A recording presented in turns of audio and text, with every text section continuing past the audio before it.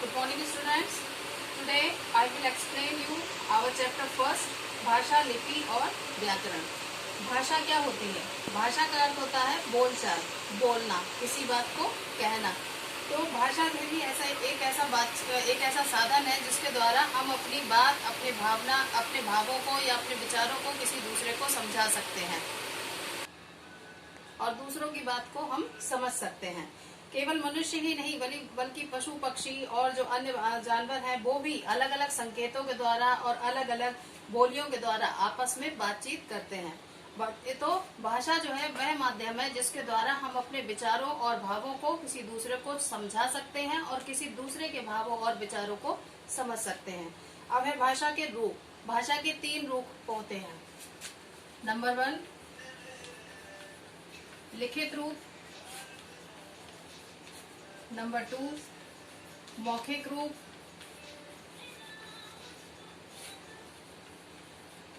Number 3 सांकेतिक रूप।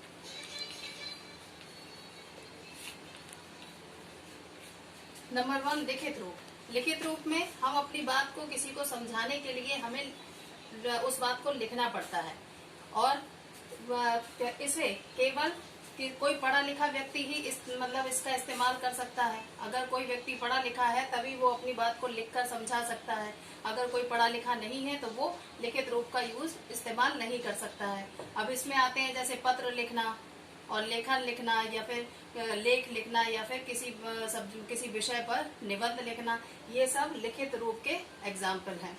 मौखिक रूप जो है वो हम अपनी बात को किसी को बोल कर समझाते हैं और इसमें मौखिक जो भाषा का जो मौखिक रूप है उसे व्यक्ति जन्म के साथ ही सीख लेता है। अपने आसपास जो लोग हैं उनको बात करते देखता है, उसके साथ ही वो धीरे धीरे सीख लेता है और वो इस चीज को आराम से अब इसका इस्तेमाल जो है पढ़े लिखे भी कर सकते हैं और अनपढ़ लोग भी कर सकते हैं। थर्ड है सांकेतिक रूप। सांकेतिक रूप में हम तरह तरह के संकेत और इशारों का इस्तेमाल करते हैं और अपने बात को किसी को संकेतों के द्वारा समझाते हैं। जैसे कि ट्रैफिक पुलिस में जो चौराहे पर जो खड़ा हुआ पुलिस वाला है वो इतनी भीड़ भाड़ के बीच में होता है कि वो बोलकर तो बहुत मुश्किल होता है, इसलिए वो तरह तरह के संकेतों का इस्तेमाल करके ट्रैफिक को कंट्रोल करता है। इसके अलावा कोई नेता जब भाषण देता है विशाल जनसमूह के सामने, उसका बोलना मुश्किल होता है तो वो अपनी जीत को वी बनाकर समझाने की कोशिश करता है, वी के द्वारा समझाता है। और इसी तरह से कोई अभिनेता जो होता है वो हाथ हिलाकर सबका अभिवादन करता है। तो ये सब संकेत हैं जिनका इस्तेमाल हम सांकेतिक भाषा के रूप में करते हैं।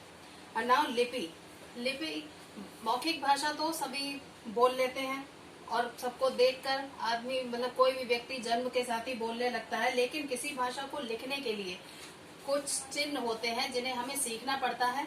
तो वो जो चिन्ह होते हैं जब किसी भाषा को लिखने के लिए या लिखने के लिए जो इस्तेमाल किए गए जो चिन्ह होते हैं वही उस भाषा की लिपि कहलाते हैं। जैसे हमारी हिंदी भाषा है तो उसकी लिपि है देवनागरी, हमारी जो पंजाबी भाषा है उसकी है गुरुमुखी। तो इस तरह से हर भाषा की अपनी एक लिपि होती है। And now in your homework you have to read this chapter at your home.